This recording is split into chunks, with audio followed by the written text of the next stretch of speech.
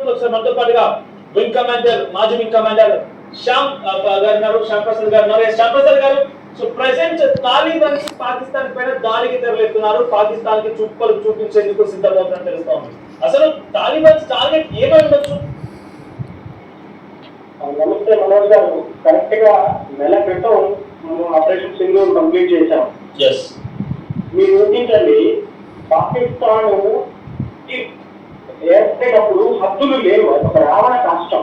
మీరు అన్నట్టుగా బ్రిటిష్ వాళ్ళు చేసిన పనుల వల్ల కానీ హద్దులు లేవు. అటు ఆఫ్ఘనిస్తాన్ హద్దులు లేవు, ఇటు బలూచిస్తాన్ లేవు, ఇక్కడ మన కాశ్మీర్ లేదు. కాబట్టి దాని ఒక రావణ కాష్టంగా మిగిల్చారు. ఇప్పుడు ఆఫ్ఘనిస్తాన్ డ్రోన్ తయారు చేసి పాకిస్తాన్ మీద పనిచేయడం అంటే ఏంటి? ఫ్రాంకెన్స్టైన్ మోన్స్టర్, బ్రహ్మాండ ప్రసాద వాస్తవం. ఇప్పుడు మన మహాకవి కీర్తి గారు ఏమన్నారు, ఏ దేశ చరిత్ర చూసినా ఏమున్నది గర్వకారణం, నరజాతి సమస్తం పరపీరణ పరాక్తం. ఈ పాకిస్తాన్ బతుకంతా ఇంకోటి ఎడిపించుకోవడం, వాళ్ళని కొట్టించుకోవడమే. ఆఫ్ఘనిస్తాన్ కూడా తెలిసిపోయింది. ఆఫ్ఘనిస్తాన్ కాగలగానే గందరగోళం చేసినట్టు మనం చేయాలనుకున్న పనులు మనం చేసి కొత్త పెట్టించిన పనులు వాళ్ళు పూర్తి చేసేస్తారు. సో అంటే ఇప్పుడు ప్రధాన టార్గెట్ ఏంటంటే మనం చేయాల్సిన పనులు వాళ్ళు పూర్తి చేస్తారు, సరే ఓకే. అంటే వాళ్ళ ప్రధాన టార్గెట్ ఏమనుకోవాలంటే ఎటువంటి ఇష్యూస్ ఉన్నాయి పాకిస్తాన్ కి అఫ్ఘాన్ కి మధ్యలో? అసలు అఫ్ఘాన్ ఏ రకంగా ఇప్పుడు పాకిస్తాన్ టార్గెట్ చేయబోతుంది? అంటే పాకిస్తాన్ కి టర్కీ నుంచి సపోర్ట్ ఉంది, చైనా నుంచి సపోర్ట్ ఉంది, ఇప్పుడు అమెరికా కూడా ఎయిర్ డిఫెన్స్ సిస్టమ్ వచ్చే అవకాశం కనబడుతుంది. సో సిచ్యువేషన్ లో నిజంగా పాకిస్తాన్ ని తాలిబాన్ ఎదుర్కోగలుగుతారా? తాలిబాన్ నిజంగా పాకిస్తాన్ నిర్వహించగలుగుతుందా? బ్రహ్మాండం ప్రశ్నించారు సార్, బ్రహ్మాండం నిలవరించగలదు. కాగల కార్య గందరగోళం అంటే ఎప్పుడూ చేయలేదు కానీ ఆఫ్ఘనిస్తాన్ చేయగలదు. కొంచెం మీకు బ్యాక్గ్రౌండ్ మ్యూజిక్ ఇస్తాను. ఆఫ్ఘనిస్తాన్ పాకిస్తాన్ కన్నా బ్రహ్మాండమైన గొప్ప దేశం, చాలా ఎకనామికలీ స్ట్రాంగ్ దేశం. సోవియట్ యూనియన్ తో కలిసి ఉన్నప్పుడు వాళ్ళ కింగ్ ఉన్నప్పుడు, నజీబుల్లా అనుకుంటాను, ఆ కింగ్ ఉన్నప్పుడు 1940s ముందు, తర్వాత 1970s వరకు కూడా ఈ అమెరికా ఏదైతే వేలు పెట్టిందో, ఇప్పుడు ఎలా వేలు పెట్టింది? పాకిస్తాన్ సహాయంతో. ఆ విషయం ఆఫ్ఘనిస్తాన్ వాళ్ళకి తెలుసు. ఆఫ్ఘనిస్తాన్ లో 2-3 తెగలు ఉండేవి. ఒకటి తాలిబాన్ కాకుండా అంతకుముందు 2-3 ఉన్నాయి, కొట్టుకొని వచ్చారు. వాళ్ళకంతా తెలుసు వాళ్ళ దేశంలో సర్వనాశనం చేయడంలో అమెరికాకి ఎంత పాత్ర ఉందో పాకిస్తాన్ కూడా అంతే పాత్ర ఉంది. ఇప్పుడు దానికి వీళ్ళు అనుభవిస్తారు. సో ఇప్పుడు ఆఫ్ఘనిస్తాన్ ఏ రకంగా దాడి చేయబోతోంది? ఆఫ్ఘనిస్తాన్ కి సహకరించిన ఇంజనీర్లు కూడా పాకిస్తాన్ ఉగ్రవాద సంస్థ అల్ఖైదాకి సంబంధం ఉన్న వ్యక్తే అక్కడ డ్రోన్ల తయారీలో ఉన్నారట. సరే ఎలా చూడాలి అంటే ఆ వ్యక్తి కూడా ఆఫ్ఘనిస్తాన్ కి సహకరించడానికి కారణం కదా? మంచి ప్రశ్న.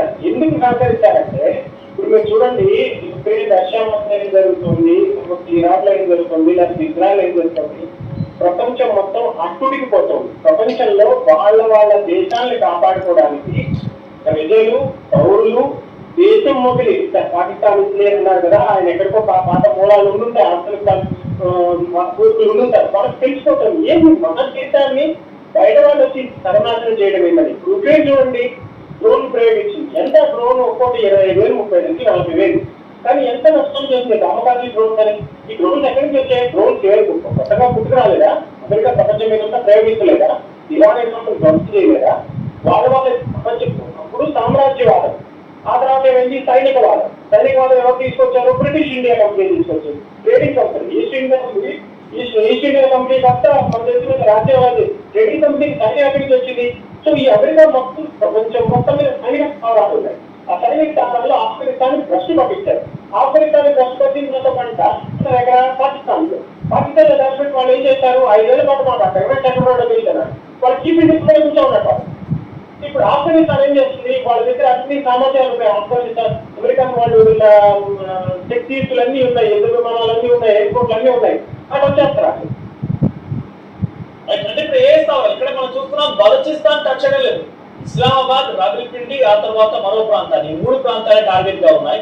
సో ఈ 3 ప్రాంతాలను టార్గెట్ వెనుక కారణం అనుకోవాలి. అంటే బలూచిస్తాన్ వేరుపాటువాదులకు వాళ్ళు ఇండైరెక్ట్ గా సహకరిస్తున్నారు అనుకోవాలా? బలూచిస్తాన్ వేరుపాటువాదులు అఫ్ఘాన్ సహాయం తీసుకుంటున్నారా?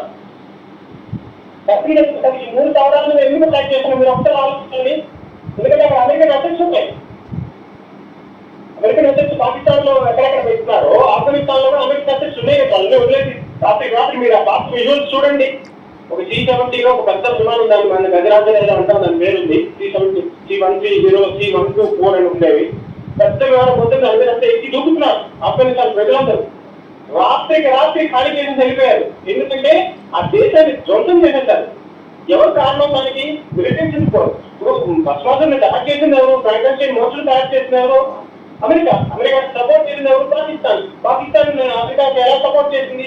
అమెరికన్ విమానాలు తీసుకొచ్చి పాకిస్తాన్ లో టేకాఫ్ అయ్యాయి, పాకిస్తాన్ లో రిపీలింగ్ జరిగాయి. అవన్నీ ఎక్కడ ఉన్నాయి? ఈ 3 ప్రదేశాల్లో ఉన్నాయి. 3 ప్రదేశాల్లో కొడితే ఎవరికి డబ్బులు అవుతుంది ఎక్కువగా? మీరు ఊహించండి.